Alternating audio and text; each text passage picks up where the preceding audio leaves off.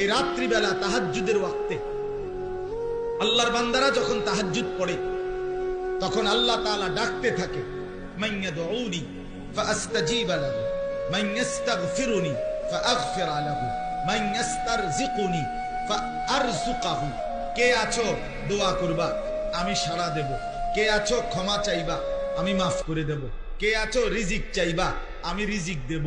যার যা লাগে বলতে থাকো, বলতে থাকো, আমি দেব, আমি দেব। হাদিসে আছে, ওয়াফি রিওয়ায়াতিন লিমুসলিম, মুসলিম শরীফের রিওয়ায়াত, মিশকাতের হাদিস, আমি নিজে পড়ছি।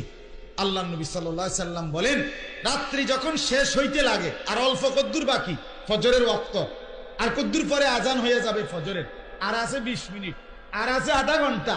আল্লাহ এই মধ্যরাত থেকে তো ডাকা শুরু করছিল, শেষ এই অল্প কদ্দুর টাইম বাকি থাকতে নবীজি বলেন, সুম্মা ইয়াবসুতু ইয়াদাইহি, আল্লাহ তার কুদরতি দুই হাত সরাসরি বিছায়া দেন।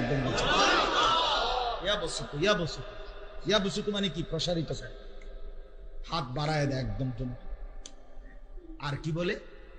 আর বলে মান ইউকরিদু কারজ, মান ইউকরিদু গায়রা আদুমিন ওয়ালা যালুমিন। এটা লেখা নেই, লিখতে রাখো, ওর মনে থাকে।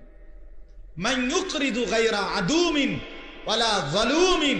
আল্লাহ বলে, আরে বান্দা, কে আছো আমারে একটা সেজদা দিবা, একটা জিকির করবা, একটু দোয়া করবা, যা করবা এখন আমল, আমি এগুলো ঋণ নেব, ঋণ ঋণ তোমার থেকে করজ নেব, আর এই করজ আমি 100 ফিরাইয়া বিনিময় দিয়ে দেব।